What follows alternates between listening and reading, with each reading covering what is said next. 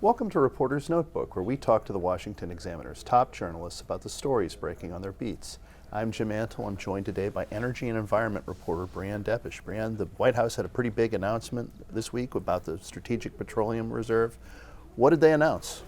Yes, so President Biden actually announced the release of 15 million barrels of oil from the Strategic Petroleum Reserve, or the SPR, as we like to call it. That is As the kids say. As the kids say, that is the nation's emergency stockpile for crude oil, established late 1970s, and it is part of basically they just extended the drawdown that was first announced by Biden in March to help alleviate high gas prices for consumers.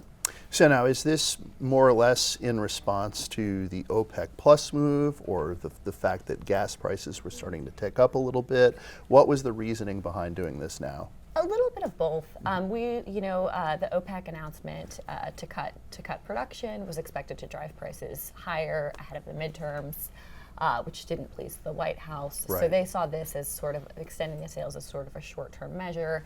And they also came out with some pretty strong rhetoric. Biden said in the White House, said on a call previewing his remarks that they will not hesitate to draw down the petroleum reserve even further, if demand and prices keep climbing.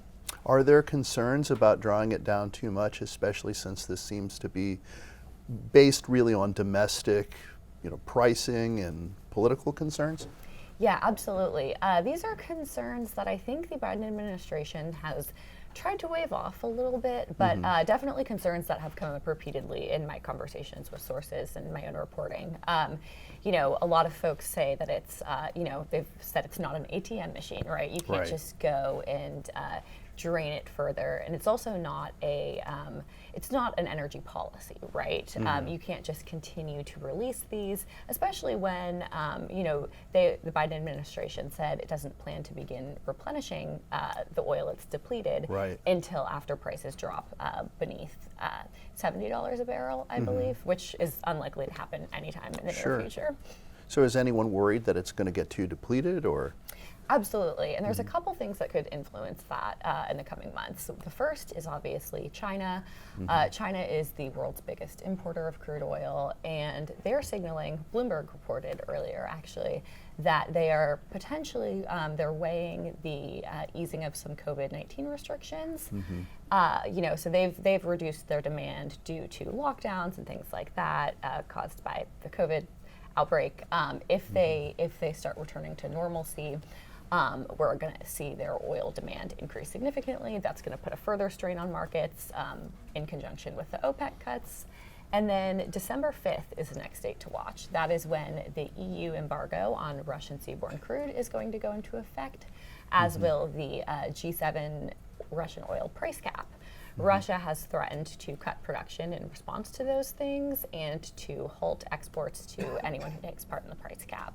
So those things threaten to really come to a head at a really bad time already, a tight time for markets. And, analysts have warned and told me in conversations that, if these things all do come to fruition in the next couple months, that there's just not enough oil in the stockpile for Biden to even respond in kind if he wanted to.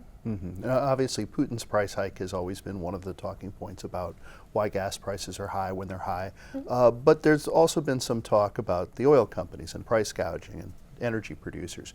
Is there any sense that the president might call oil companies out on the carpet again, or is this really He probably will, and we saw a little bit of that in his remarks on Wednesday, right?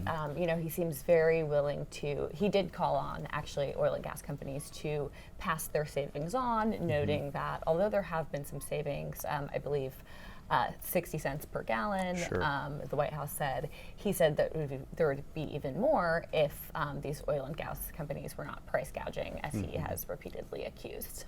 Because the gas prices coming down was a pretty big victory lap for the White House after their summertime peak. It was, and then we kind of saw them start to inch back up. And yeah, a lot of really threatening factors this fall, potentially from China, from OPEC, unless it decides, does a 180 in the months to come, and then really from Russia. So those are kind of the big events to watch. Guess the White House might have to resort to some crude measures. Thank you, Breanne. Thank you. You can read Breanne's coverage and subscribe to our Daily on Energy newsletter at washingtonexaminer.com.